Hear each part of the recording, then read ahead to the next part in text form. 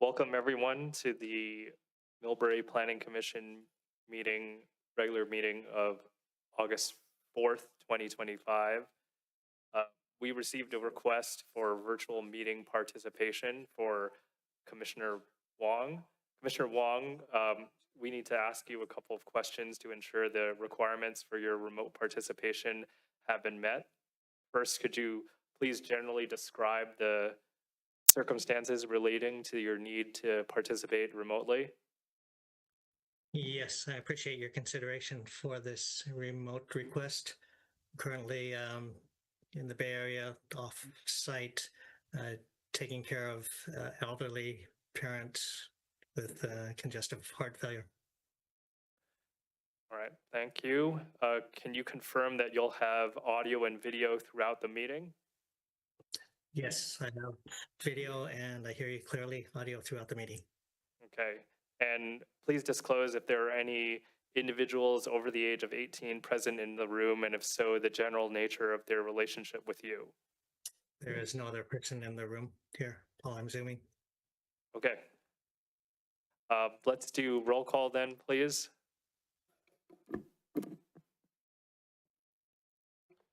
Commissioner Quigg? Commissioner Choi? Present. Commissioner Wong? Present. Vice Chair Davis? Here. Chair Chan? Here. All planning commissioners are present, with Commissioner Wong attending virtually. All right, please join me in reciting the Pledge of Allegiance. I pledge allegiance to the flag of the United States of America and to the republic for which it stands, one nation, under God, indivisible, with liberty and justice for all.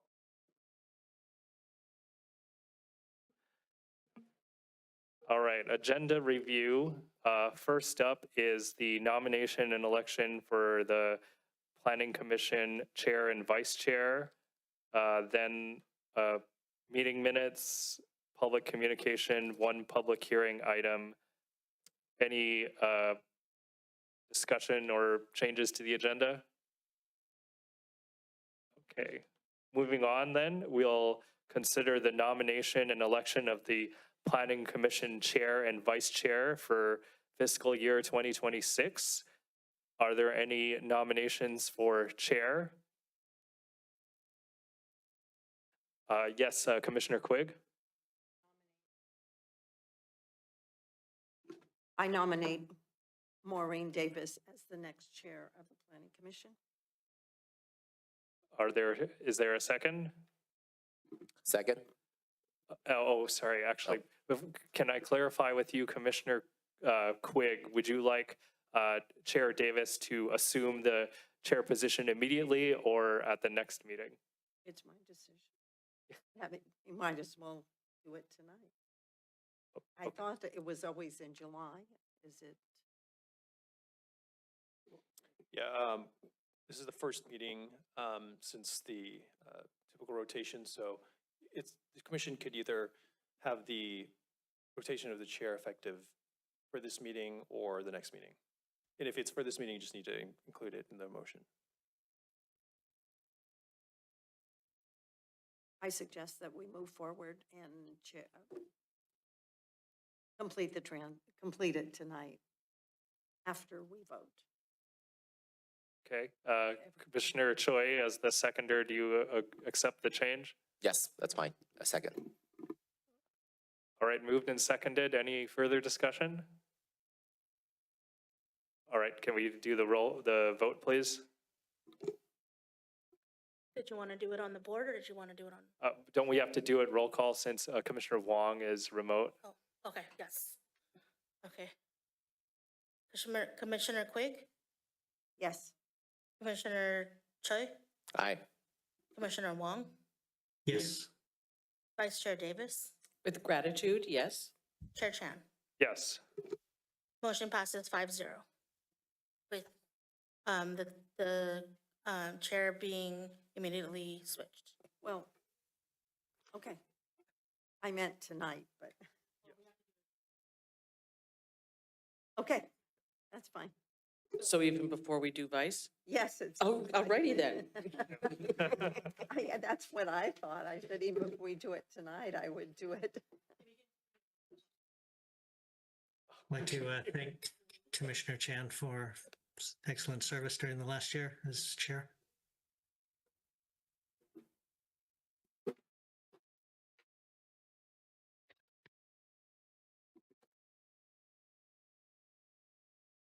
Well, I've got to tell you, I didn't expect it quite so quickly. And I want to say thank you too, also to you. There wasn't a lot of meetings this year, but Yeah. the ones that we did have, you did a great job. Thanks, Nathan. Thank you.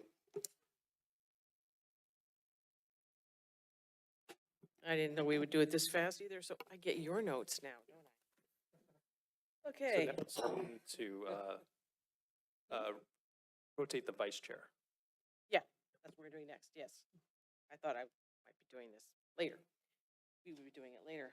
Are there any nominations for a vice chair? I would nominate Commissioner Choi to be the next vice chair. I will second Microphone. that. Microphone. Oh, okay, yeah, whatever. Oh, Just, okay, I will second that. excellent. Seconded by Commissioner Quigg. Yes. All right, can we vote? Commissioner Quigg, Aye. Commissioner Choi, With gratitude, thank you. Yes. Commissioner Wong, Yes. Vice Chair Davis, or Chair Davis, Yes. Commissioner Chan. Yes. Motion passes 5-0 with In one immediate switch. swoop, you went from chair. Oh, we're Alright. switching too? One more slide.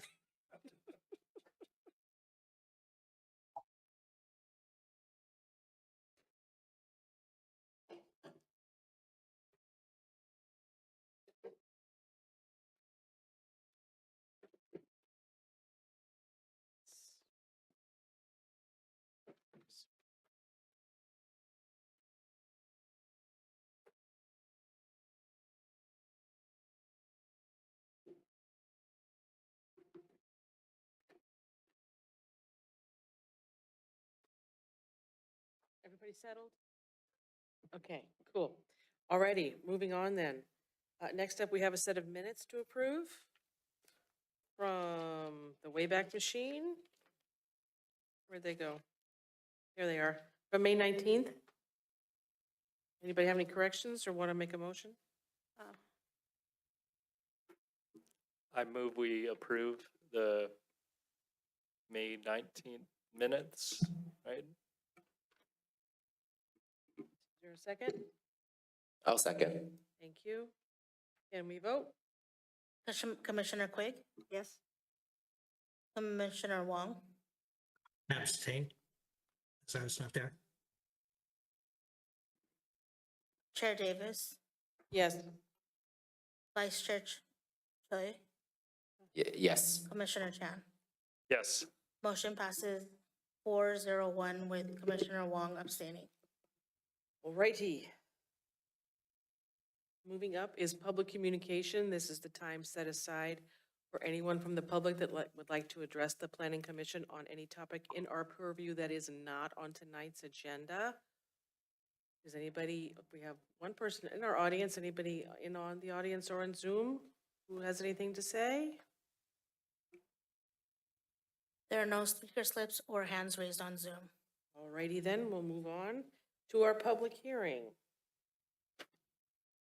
which is a density bonus ordinance amendment, and we are to review and recommend to the city council an amendment to the city's density bonus ordinance to allow local density bonus incentives in addition to the incentives provided by the state density bonus law. And we have some speakers that are going to give us a presentation. Yes, thank you, Chair. Roscoe Mata, Planning Manager for the City of Millbrae. This item is originated from the City Council's 23-24 strategic initiative, which is to define the Millbrae community of tomorrow and with the goal of prioritizing very low-income housing and developing a downtown local density bonus program that exceeds state law. The city held a study session with the city council on January 28th earlier this year. And following up with that, the city conducted outreach with local property owners and the community on the proposed ordinance. The ordinance amendments before you today is a accumulation of all the efforts.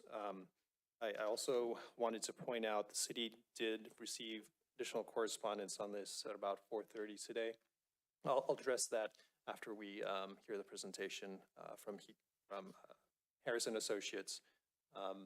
So with that, I will turn it over to Harrison Associates. We are joined today virtually by Hita Mosesman and Zaire Marin, who will be presenting the city's local density ordinance amendments. And I do also want to mention that Christian from the city attorney's office is here as well, should there any questions arise for him.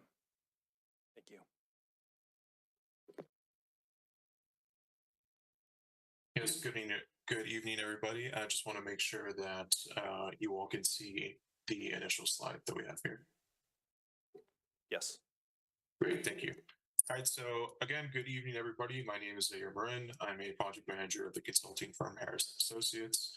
As Roscoe mentioned, joining me for this item is Hita Mosesman, the head of our firm's community development and housing department. The city engaged our firm to complete an analysis regarding a local density bonus incentive that the city can provide to supplement density bonus provided by state law. And to start, we want to give an overview of what density bonus is. And generally, there are three important things to consider when it comes to density bonus. First, density bonus is an incentive that allows developers to build more market rate units on a housing project in exchange for making a portion of all those units affordable or income restricted. Now, we can think about this by breaking down the two components of density and bonus. Density means more units allowed on site, even more than what the city might regularly allow. And bonus comes in the form of being able to build more market rate units in exchange for including some affordable income restricted units. And the bonus is calculated based off the number of total units proposed for the project before the bonus is applied. And I note that this incentive is a requirement from the state and applies to all California cities. The second important thing to know is that all additional units that can be built through the density bonus are market rate. For example, for simple math, say a project meets the incentive requirements and a developer can build an additional 10 units. All of those 10 units can be built as market rate, and there is no requirement to make any of them affordable or income restricted. The third important thing to know is the benefit of this incentive is that the revenue on the additional market rate units can help offset the cost of affordable units, which generate significantly less revenues. And the idea is to help make the economics of housing projects work by letting developers balance the cost of affordable units with the higher revenues that can be derived from additional market rate units. And ultimately, the goal is to incentivize overall housing development. Next, we want to give a quick overview of inclusionary and affordable housing as it relates to the city.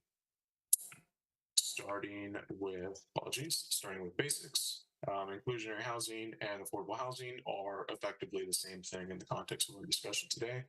They refer to units that are income restricted per levels determined by the state. Cities can create requirements for the inclusion of affordable housing in housing projects, and that's what's called the inclusionary housing requirement. The way we see that play out is that housing projects must make a certain percentage of units affordable. The city of Millbrae requires this for all projects except those with 10 or less units.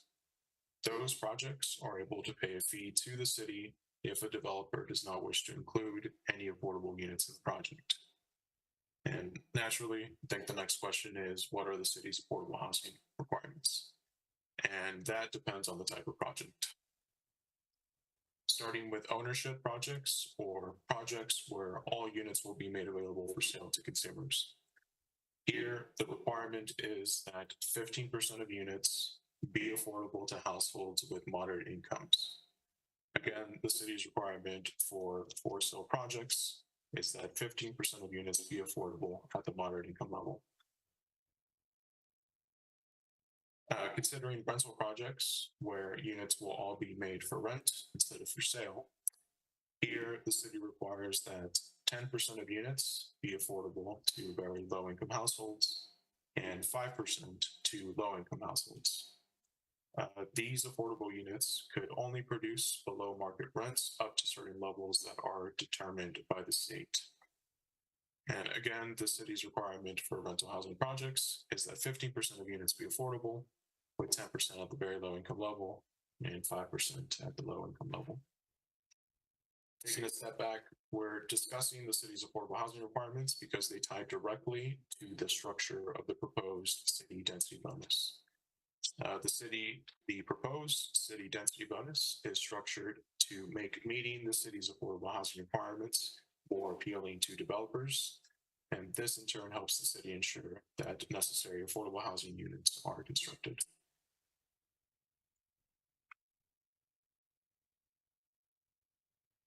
The city's current density bonus ordinance defers to state law by describing a developer's process to obtain a density bonus in a manner compliant with state law. The city is proposing a local density bonus, which supplements bonuses provided through state law. And in this table, we have a summary of the structure of the proposed city provided density bonus. Similar to affordable housing requirements, the incentive differs for rental projects versus ownership projects. And of note, these incentives apply solely to projects that already qualify for density bonus through state law. That criteria in particular was chosen to ensure the incentive is focused on projects that provide affordable housing to the city's housing inventory. For rental projects, if a project allocates 5% of units as to low-income households, the city would provide a flat density bonus of 50%.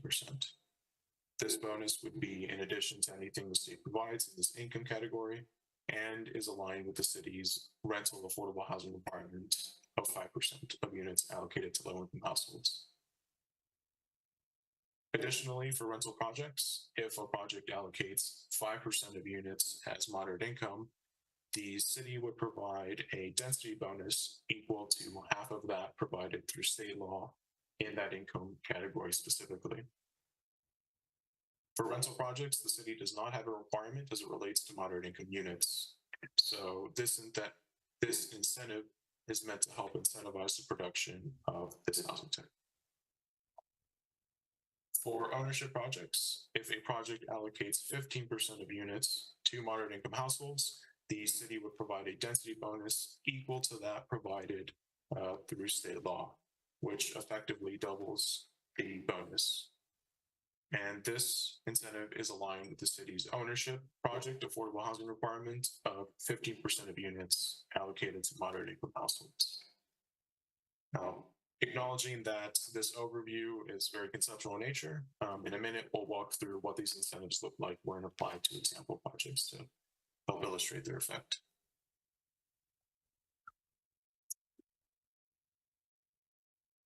This local density bonus would apply solely to projects located within the Millbrae Station area boundary or the downtown and El Camino Real boundary. Said differently, this incentive would not apply citywide. And to the left here, we have a map outlining the boundaries of each area, which is included as an appendix in the density bonus ordinance and the memo that's included in your agenda packet. The city focuses incentive on these areas to facilitate consolidation, development, and redevelopment in these areas.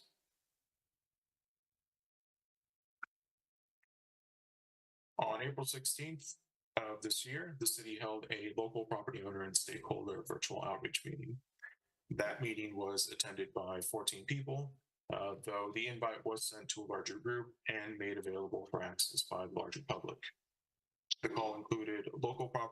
owners, residents, and members of the Housing Endowment and Regional Trust of San Mateo County, also known as HART.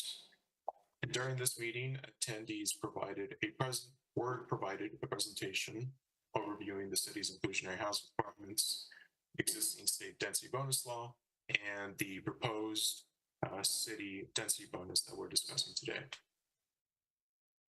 On the right, we have a summary of feedback that was shared during the outreach session. In summary, several attendees noted that local density bonuses can help incentivize new development, particularly in cities like Millbrae, which have small lots and limited available land. And attendees also provided feedback regarding the potential impact of higher density developments in the city's downtown region.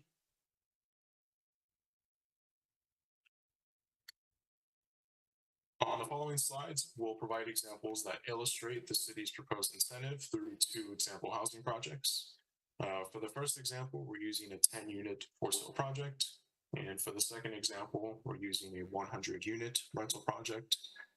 Full disclosure, these are round, pretty simplistic numbers that we're using to show what the city's incentive would look like, acknowledging that each property is unique and the number and type of units that make sense to build can vary significantly from site to site. And the reason we're using those round numbers is, again, just to help simplify and illustrate how these city incentives could work in practice. First, we'll start with an example or for sale project. And a reminder that for ownership projects, the city requires that 15% of units be affordable at the moderate income level. By meeting that requirement, the project gets an incentive from the state. And what is being proposed through this local density bonus is to add to that incentive to, in effect, reward the project for meeting the city's affordable housing requirement. Now, bring your attention to this table. So here we show an example 10-unit project that adheres to the city's affordable housing requirement by allocating 15% of units as moderate income. And that 1.5 is rounded up to 2 for purposes of this calculation. And the remainder of the units are market rate, so not income restricted. Through state density bonus law, this project is able to build 1 additional market rate unit through the allocation of moderate income units.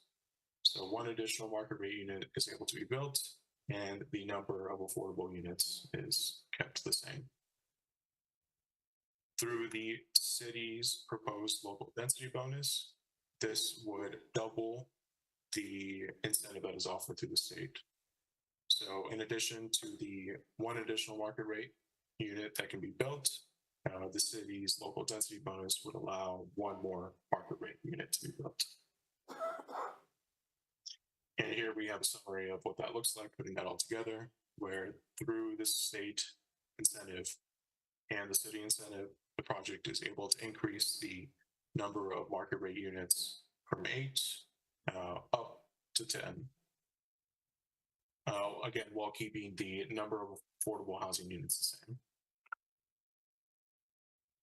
And recap here, just to help bring this all together, the allocation of moderate income units at the 15% level allows this project to build 1 additional market rate unit through state law and 1 additional market rate unit through the city local density bonus incentive.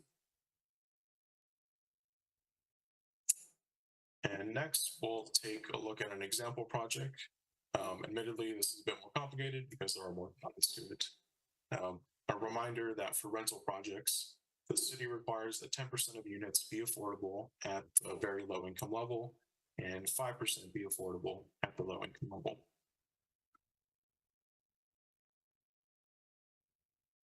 Here we show a unit mix of an example 100-unit rental project. Here it's assumed that the project will allocate 15% of units as very low, 5% as low, 5% as moderate, and then the remainder being market rate. Note that the 15% very low income allocation is above the city's requirement, but we are presuming 15% for this example because at this level projects can access significantly more density bonus through state law compared to if they only allocated 10% of units is very low. The allocation of low-income units at 5% is in alignment with the city's requirement. And the allocation of moderate units at 5% is to help illustrate the moderate portion of the local city density bonus incentive. So through state law, specifically through the allocation of very low income units shown in purple and moderate income units, this project is able to build up to an additional 70 market rate units. As with the prior example, the additional market rate units can be built while keeping the number of affordable units within each category the same. Through the city incentive, in addition to what's provided through the state, the allocation of low-income units shown in blue and the allocation of moderate income units, this project could build an additional 25 market rate units. So in total, through state law and the city's density bonus incentive, this project can build up to an additional 95 market rate units, with 70 of those units deriving from the state law and 25% of those units deriving from the local incentive. And another recap here to help bring this together. The allocation of very low income units at 15%, shown here in purple, allows the project to build 50 more market rate units through state law. The allocation of low income units, those blue units at 5%, allows the project to build 15 more market rate units through the city incentive. And finally, the allocation of moderate income units at 5%, shown in orange above, allows the project to build 20 more market rate units through state law and 10 additional market rate units specifically through the city incentive.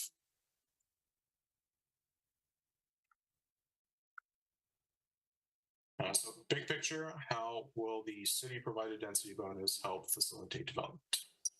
The city's incentive allows developers to build more market rate units. The additional revenue from these market rate units helps cover the cost of including affordable housing in a project. Those higher revenues on the additional market rate units can also help offset the costs of things like lot consolidation. And lot consolidation is the process of gathering multiple smaller pieces of land in order to build a project on a larger piece of land. And that process can be expensive, time-consuming, and can increase development risk and costs overall significantly. The city's incentive would thus allow developers to generate more profit on their housing projects through building more market rate units. That additional revenue translates to lower risk for developers and makes their projects more resilient to changes and fluctuations in market factors such as interest rates, rents, sales prices, and development costs. With that, we thank you for your time for this presentation and are here to answer any questions regarding the proposed city density bonus. Thank you very much. That was a great summary. Do any commissioners have any clarifying questions at this time? Yes, hi. Thanks so much for the detailed breakdown, especially the exhaustive description of how the various density bonuses would result in actual units. I have a question about something that was in the attached report that I don't think you talked about, which is the feasibility of the city's current inclusionary ordinance. You meant, this is on page 4 of the report, that a feasibility analysis of the city's current inclusionary requirement for rental projects does not facilitate financially feasible housing development. So does that effectively say if we don't change anything right now, there's basically no development interest or potential for any new rental housing construction in Millbrae because of the, the interaction between the current inclusionary requirement and existing market conditions? Is that the correct way of interpreting that statement? And for that question, mind if I hand that over to Ida? Yeah, of course. Hi there, Hita Mosesman from Harrison Associates. You are correct in looking at the inclusionary housing study. We did an update to that study concurrently with the analysis of density bonus and looking to incentivize underutilized properties in strategic parts of the city. And we did do a financial feasibility analysis on your current requirements. And we did find that what was once financially feasible 5 or 6 years ago when the inclusionary requirements were established is not feasible for various factors that we'd be happy to discuss, having to do with their market factors. And so what I would say is that the recommendation was to take a look at modifying those requirements. But the density bonus proposal before you this evening does make your inclusionary requirement more financially feasible because it allows for, as Zaire had mentioned, more market rate units through density bonus. We analyzed your inclusionary housing under current conditions and didn't include any extra incentives in that analysis. So I would say that, it is, as it sits today, if this density bonus incentive were to be provided, it would enhance feasibility on your inclusionary requirements and basically incentivize developers to meet your inclusionary requirements. But I do think you should take a look at the financial feasibility of your current requirements as they sit for rental and ownership housing. And I would say that in addition to that, the city did commission Harrison Associates to examine the feasibility of increasing the city's inclusionary zoning from 15% to 20%. There was a request from the council at the time to do that. And to fulfill that request, we did do a study and found that not to be feasible. Now, the item before you tonight is the incentives, the local density bonus incentives that we created in order to spur development. So I just want to make sure that we're not talking about the inclusionary aspect of the existing ordinance, because that particular item was a policy item that we had presented to the city council at the study session. And we had heard that there was at least just to keep the existing 15% as it is. And then maybe at some point later, maybe look at that recommendation. But as you know, the feasibility is a point in time, and conditions change throughout time as well.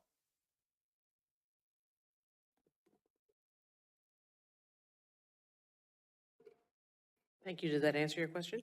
Cool. Any other questions? Hi, thank you for the report. Are you aware of any nearby jurisdiction or cities who implemented something similar with success? Yes, I can answer this question as well. There have been several jurisdictions that have incentivized density bonuses and, with different types of policies, basically incentivizing what they'd like to see built. So that would probably be specific to these individual jurisdictions. For example, in the city of San Diego, they have incentivized and provided large additional density bonuses for projects that contain micro units or units that have maximum sizes of, about 500 to 600 square feet, for example. So we are seeing that this extra density bonus being used to incentivize certain types of housing products in terms of affordable by design, or to implement specific policies. The housing element, and as you're all aware, the housing elements, every city and county in the state has to adopt one, and Millbrae successfully had theirs certified a couple of years ago. A lot of jurisdictions put in their housing elements as a program or action that they would take to examine additional density bonuses. What we've noticed working with different jurisdictions around the state is that these things are just starting to happen at the current time. So there aren't a lot of examples. It's not as widespread at the present time, but there are a number of jurisdictions that are considering similar types of extra incentives going above and beyond what the state provides in density bonus. Thank you. Commissioner Wong, you have a question?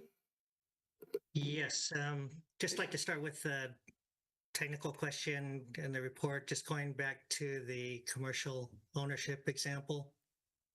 On page 8 of 9 of the third document was given to us. We can go back to that slide on the base unit 10 units of an ownership project. Yeah, absolutely. Yeah.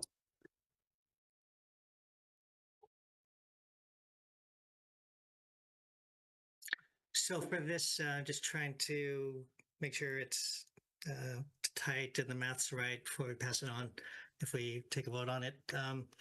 For the moderate number of units marked moderate income, it has 15% and then 2. So clarification, if there's 2 units of a 10-unit project or moderate income, wouldn't that be 20%? Because if it's 20%, then that would bump up the state bonus to like 2, if I'm understanding your memo correctly. 20% of moderate percent units would have a density bonus of 15% density bonus, and then assume that we round up to two extra market rate units. Because the moderate 15% doesn't really make sense to call it 15% if there's 2 out of 10 units or moderate income, then it'd be 20%. Yeah, I understand your question, a very fair question. What we tried to do is tie it to the city's current inclusionary requirements, looking to especially incentivize that. So that's why you're seeing the 15% example used there. We assumed that we would round up to 2 for the purposes of this hypothetical analysis.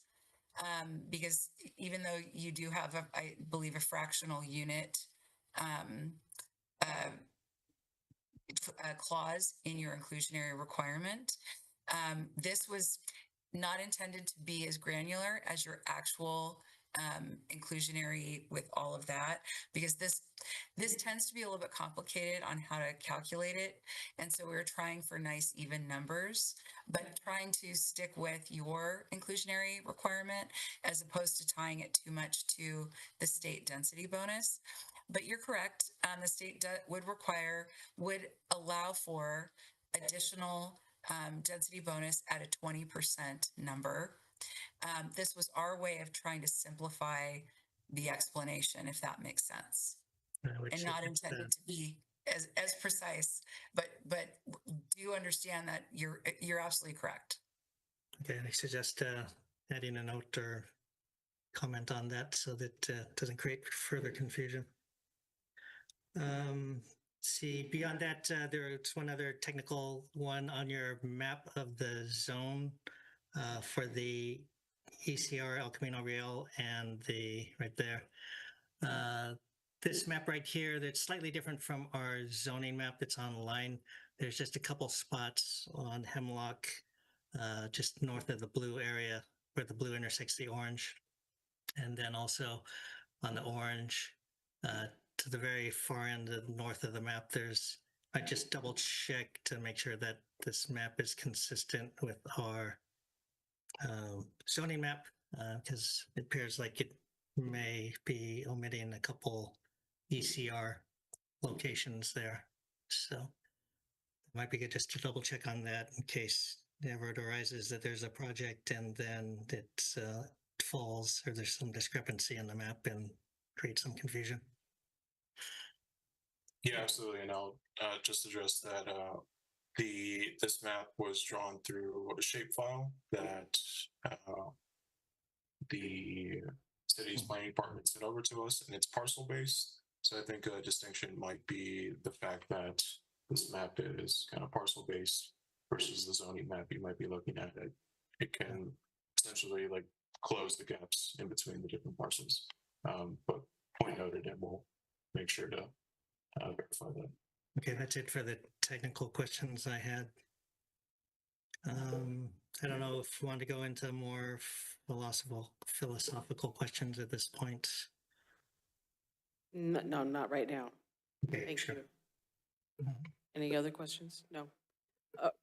Roscoe, you were going to address the correspondence? Yes, thank you. So as I mentioned earlier, we did receive additional correspondence from the California Housing Defense Fund.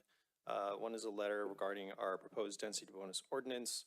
And then the other piece of correspondence is just referencing a letter that was sent from HCD to the city of Antioch.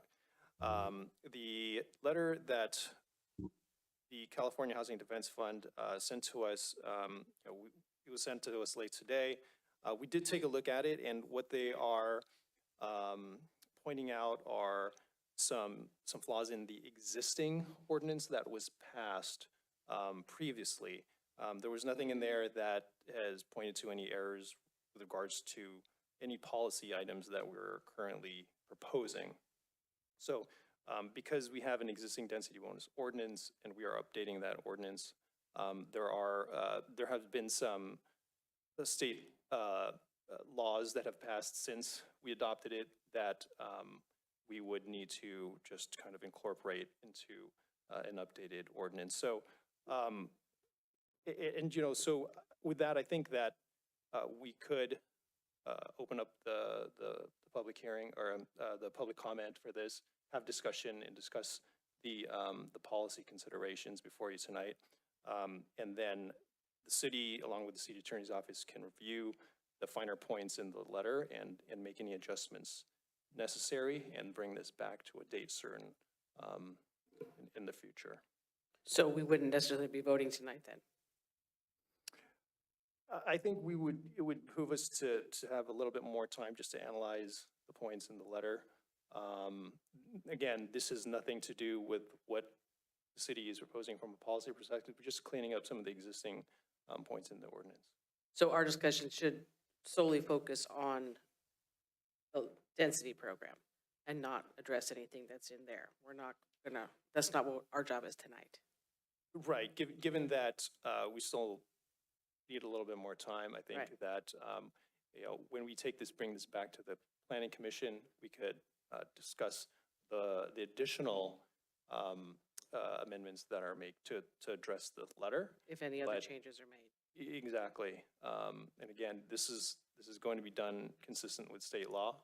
And, that is our intent. But in terms of the item before you tonight, we can still discuss the changes we're proposing to make and open it for public comment. And then just continue to a date certain. Awesome, thank you very much.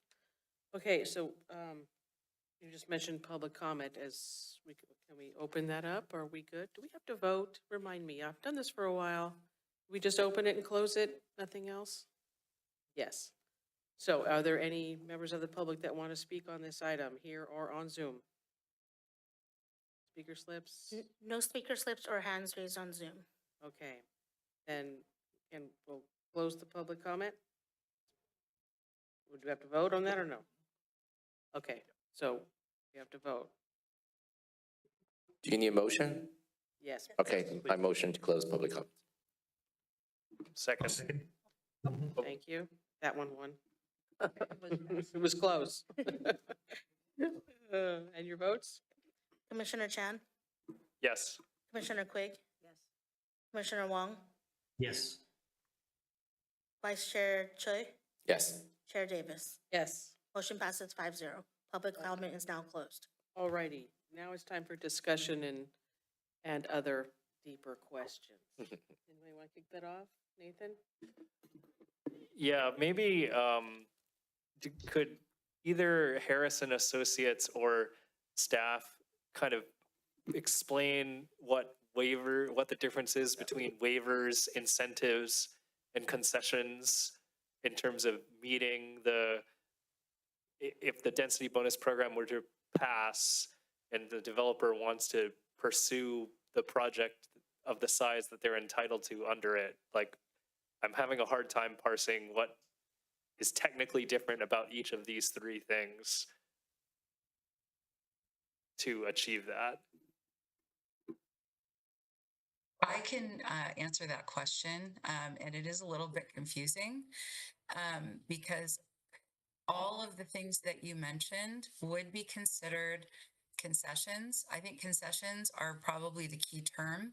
The state density bonus law, the thing that makes it attractive to developers, obviously besides being able to build more market rate units to subsidize the affordable units, is that they are entitled to a number of concessions. And the way the law defines it is that basically a concession is anything that would make the project more financially feasible or save the developer cost. So that could be relaxing of development standards. It could be parking reductions, although the state has mandated that you don't have to require parking within a half mile of major transit.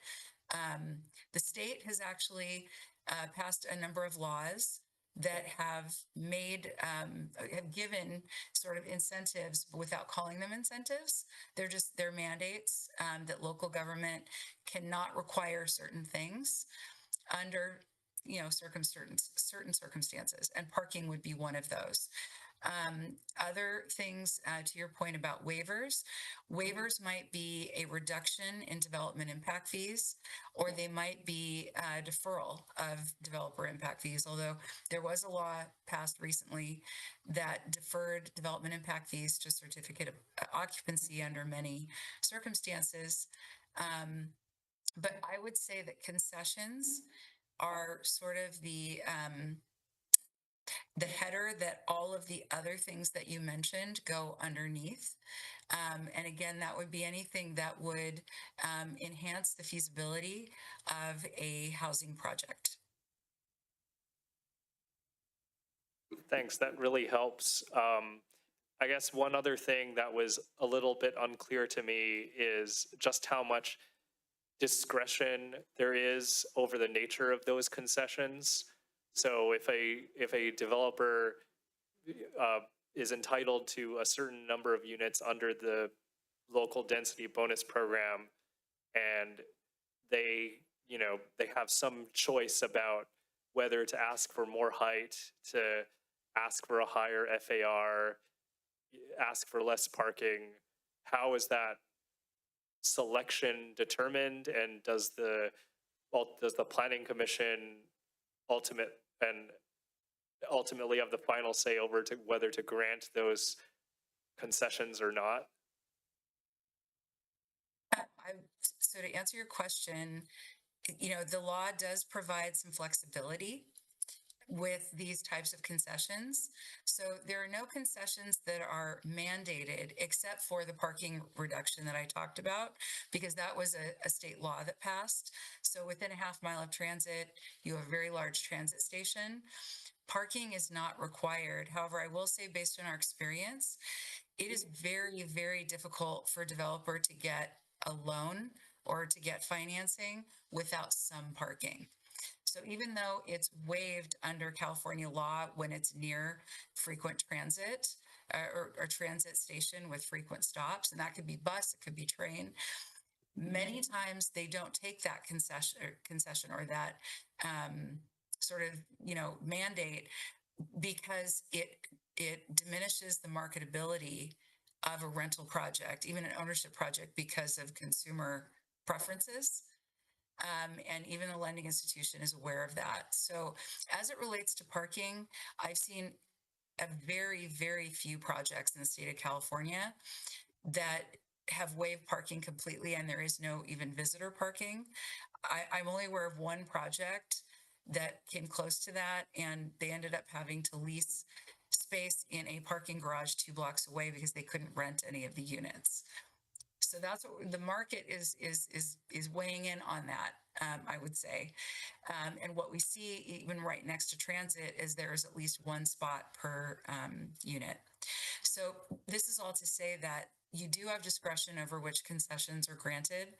And I would coin it as more of a negotiation with the developer. You are required to give a certain number of concessions, but the law doesn't mandate what type of concessions they are. So I think that communication with applicants that come in to talk about what concessions make sense, that is still part of something that the Planning Commission and the council can talk with applicants about. Thanks very much. Just to follow up, if I may, on that, that negotiation or that discussion would happen at the staff level, correct? Ministerially, was it necessary to bring something like that up to the Planning Commission or a public forum? It would be unless the property, unless the parcel of land or property is subject to by right development. But even then, the concessions would have to be laid out as part of the density bonus, the state density bonus allowance. So I would say that you will still be considering the project. Even ministerial approvals need to go through design review. So it is extremely rare. I can't think of one example where the Planning Commission didn't see a project for at least design review. And there may or may not be a density bonus involved there. Sometimes developers choose not to take them. Sure. It really depends on the area. But I would say with certainty that you would see any project that's being proposed, at least for the design review phase of that. And anything that's not by right would require more considerations and approvals than that. Okay, thank you. Commissioner Wong? Yes, if we could go back to the city-provided density bonus slide, because I think that's the real part of what we're looking at approving here. Just to clarify, would this be for the rental or the ownership? Either one. Okay. Right here. So my question is where did these proposals come from? Is there a basis for this, both the additional city density bonus for the rentals and the ownership? Was there a minimum requirement? Is there a, why is there not, added bonuses for very low income or low income for ownership? Was there, can you give a little bit more background about how we arrived at this proposal? And the equal, for me, the ownership with the equal to the state mandated additional density bonus seems pretty high, because if we can allow up to 50% density bonus for a project state mandated, and we add another 50%, then we're basically doubling the entire project, allowing them to double the project. Yeah, so I can answer that question. So state density bonus law right now, what we see in the market most typically are projects that come in with 15% very low income units, because that's the lowest number of units that you can propose to get a 50% density bonus or more. And so very low is commonplace for a lot of projects, because you only have to do a few of them. You have an inclusionary housing requirement that it also includes low income units for rental, and then moderate income units for ownership. So the thinking was to sort of incentivize or reward those projects that are meeting and perhaps exceeding your inclusionary housing requirements.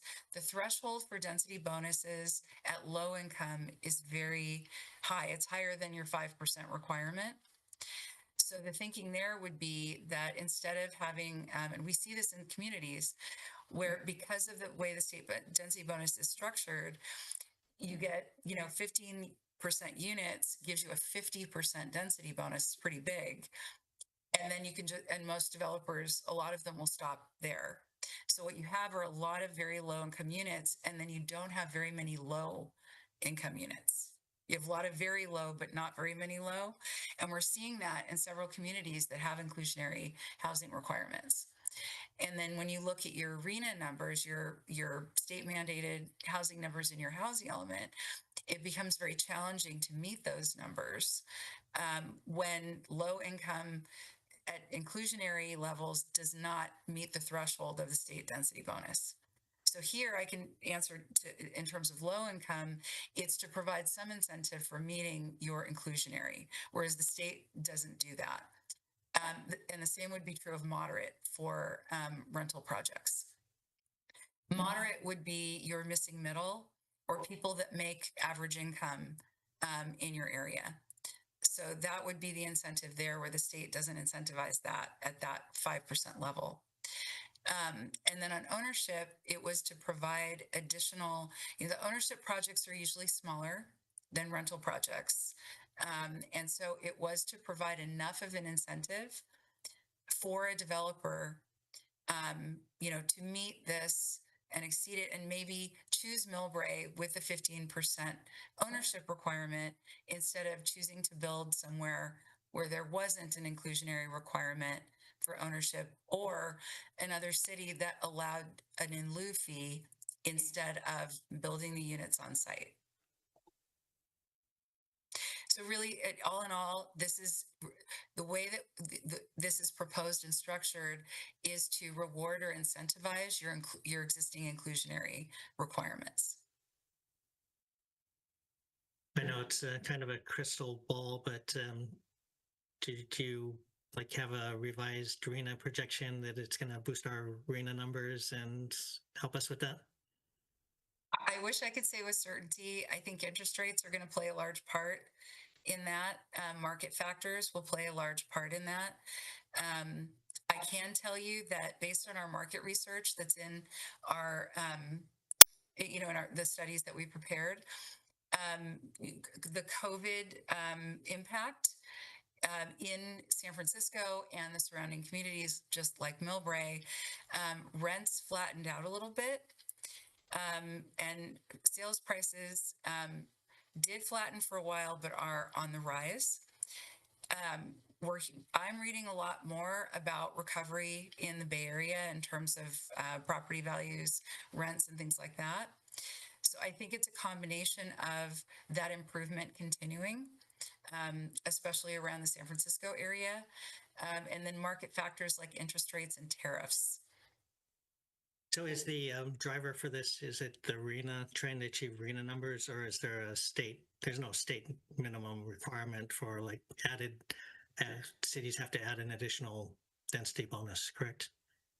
You're exactly right. I think, we were fortunate enough to help the city with the housing element. A couple of years ago, it was certified. HCD was requiring Millbrae, just like every other jurisdiction we work with on housing elements, to come up with a list of actions and programs to incentivize affordable housing. And they were very adamant that there be several of these types of programs. The density bonus incentives that we're talking about this evening were actually an action and program in your housing element. A lot of other communities also included this type of program as a way to incentivize. I believe HCD acknowledges that the city can lay the foundation and provide incentives for development, but that really will be up to developers to do.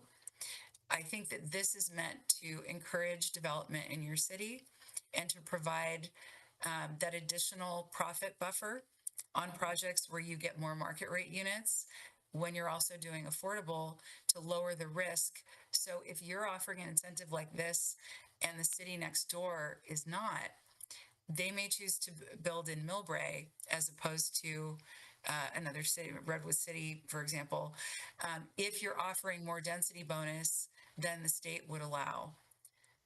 So that's really the intent here. I wish we could say with certainty what the market's going to do, but this is intended to help encourage affordable units as part of projects. Excuse me, Chair, one last question then. Is there a precedence already with another city that's already implemented this? Are we modeling this after another city program, or is there an example of how this has impacted another city with these types of? Yeah. I wish I could say that there was a long laundry list of cities that have this similar type of situation. What we're seeing out there is that cities are in the process, just like you are this evening, of considering this and looking at it.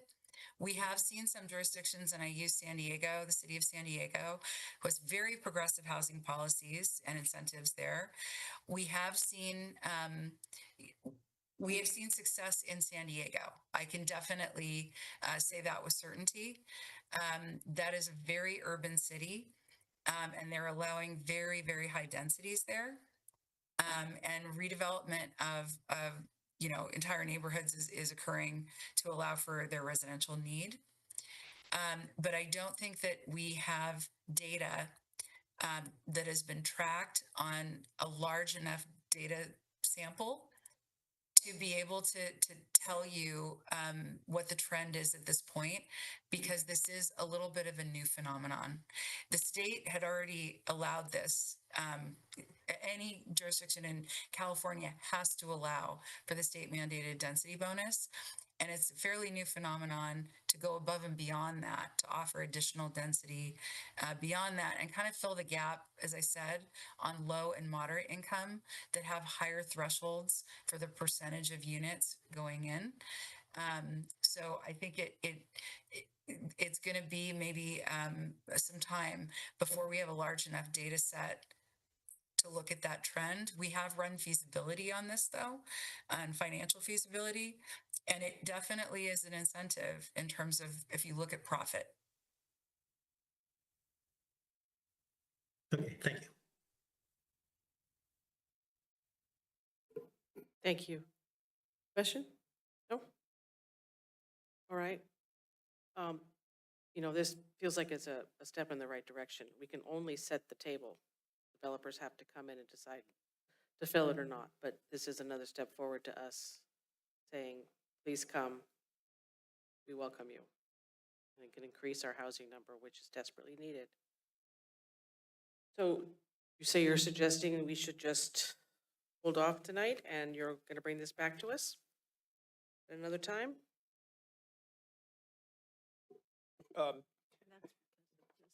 Yep. Yeah, I think that what we could do is continue to a date certain, and the date that I think would give us enough time is October 6th. Is that okay? It seems like a long ways out, but you only got, you gotta do what you gotta do. Yeah, So- we have to run it through the city attorney's office. We have to Absolutely. analyze it. Council will be okay with that?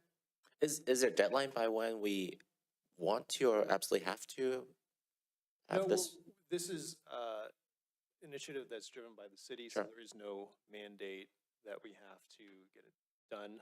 Obviously, this has been on the books for a while, but we do want to make sure that we give enough time to analyze issues and craft the ordinance that addresses all the concerns in the letter. Again, this is just a cleanup issue, nothing substantive. Obviously, the city is consistent with state law. Our developments are consistent with state law. We've been applying density bonus consistent with state law. Where there are differences, we do defer to state law. So this is more of a cleanup than anything. But just to ensure so that we don't continue to a meeting and then having to continue it again, because this is going to be continued to a date certain, just to err on the side of caution, provide a little bit more time. That's I would fine. recommend the first meeting in October, which would be the 6th, if that's okay with the commission. Sounds great. Do we have to do anything, or we're just No, and just if- tabled for now? Well, I think we have to. If that's amenable to the commission, then we would need a motion to continue this item to Okay. October 6th. And it didn't sound like there were any policy issues that warranted any additional revisions. The only potential amendments, in addition to what's being proposed, are the ones that would be to the existing ordinance, that would be cleaning up and making it consistent with state law. There We is have a one- motion there is to move one- this, did you say October 6th? That's correct. I'll motion it. I move to extend this item to Continue the it to, agenda of October 6th.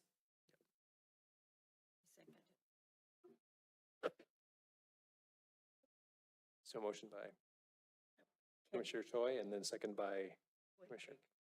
Commissioner Quake, yeah. Okay, Commissioner Chan, Yes.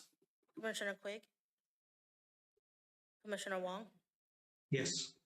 Vice Chair Choi, Yes. Chair Davis. Yes.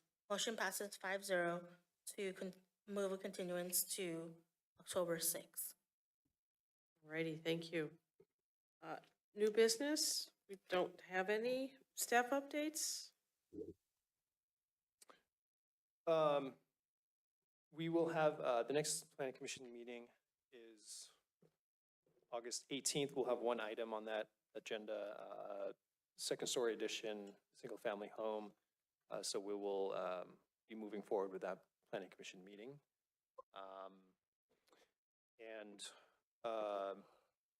Just wanted to announce that we have promoted Jennifer Lim as assistant planner. She has been promoted to associate planner.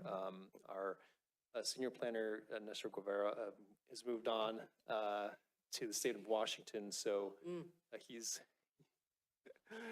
He's gonna be cold he actually prefers the cold. He told me he likes and rainy. he likes living in the city because of the cold. He used to live in went to school in Pennsylvania, Penn State, and then Oregon. So he's very much prefers the cold, but he for personal reasons, and we'll miss him dearly. Yes. But we have hired consultants from Urban Planning Partners and CSG that will be helping us out in the interim. You'll be meeting them next meeting, and then probably the meeting after that, because we do have a couple of projects that they're working on. So Brian Albini is working through CSG, and Meet Cohen is coming to us through Urban Planning Partners. So we'll be going out for recruitment for those positions. We still have two staff vacancies, and we'll fill that hopefully soon here. So Thank you. thank you very much. That's all I have for tonight. Any announcements? I do. Go ahead.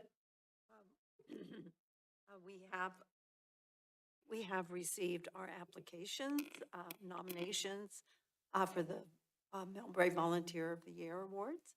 And it's going to go to the judges tomorrow. And we should have word on who the recipients are going to be of these nominations probably in a couple of weeks, and mark your calendars for the event for October the 17th at Green Hills. Anybody else?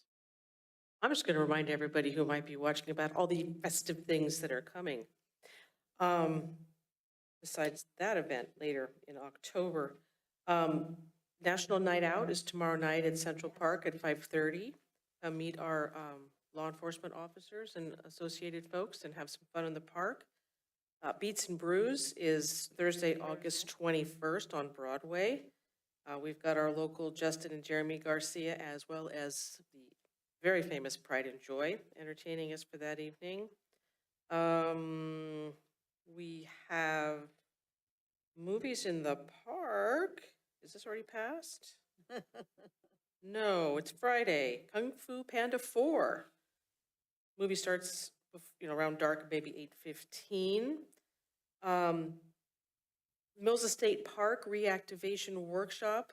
There'll be an in-person one at the park on Saturday at 11 o'clock, and there'll be another one in September at the rec center. Turn up and find out what the plans are and see if you want to help contribute to those. And lastly, the Art and Wine Festival Labor Day weekend, Oh, Saturday and Sunday. Be there or be square. Thank That's you, it. Maureen. You're welcome. Can't believe I missed that one. Was something. That was a nice article. That was a nice article in the paper for the garden, the Japanese cherry blossom grove. So it was a nice article. And I see the new, who's doing Justine's job now? So the city promoted our environmental Oh, I Services did hear, coordinator, yes, yes, yes. Annabelle. She's Acosta, Annabelle Acosta. She's the new public information officer. Yes, I do remember. That it? That's it. We're adjourned. Thank you, everybody. Recording stopped.